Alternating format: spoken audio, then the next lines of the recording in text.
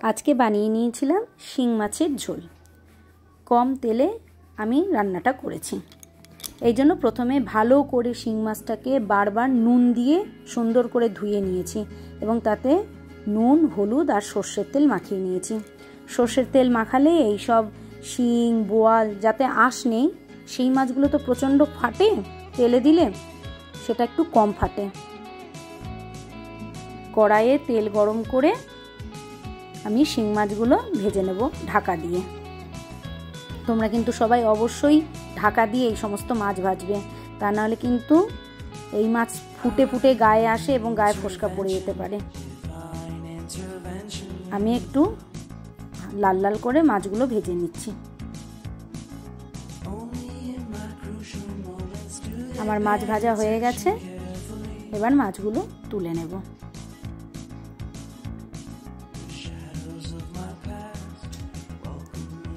এরপরে আমি ভেজে নেব আলুগুলোকে। ওই মাছ ভাজা তেলের মধ্যেই আলুগুলো দিয়ে দিলাম। আলুগুলো ভাজতে ভাজতে তার মধ্যে একটু নুন আর হলুদ দিয়ে দেব।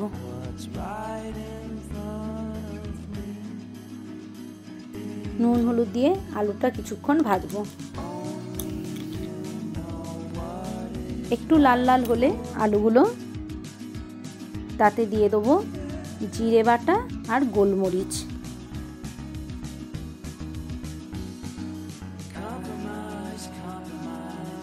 আলু ভাজা আমার মোটামুটি হয়ে গেছে। এবার আমি দেব এর মধ্যে জিরে বাটা। জিরের সাথে আমি দুটো লঙ্কাও বেটে দিয়েছিলাম। একটু ভাজা ভাজা করে নিই।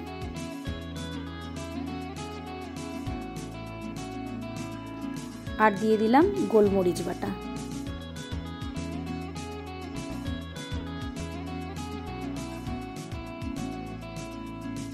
একটু ভালো করে কষিয়ে নিয়ে, কিচ্ছু লাগে না, শুধু কেউ কেউ ইচ্ছা করলে আলুর সাথে কাঁচকলাও দিতে পারে।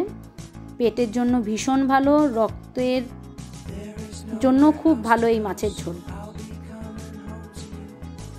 জল দিয়ে দিলাম, মশলাটা যাতে পুড়ে না যায় এই জন্য অল্প করে জল দিলাম।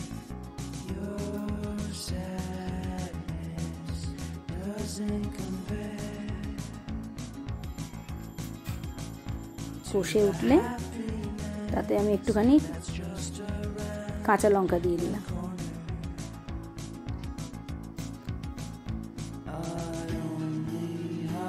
ভালো করে কষিয়ে আমি এবার জল দিয়ে দিচ্ছি। পাতলা করে ঝোল করব।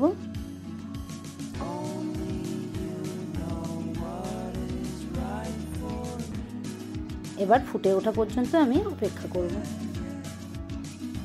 ঢাকা দিয়ে দিই। মাছের ঝোল ফুটে গেছে। এবারে ভাজা মাছগুলো তার মধ্যে দিয়ে দেব।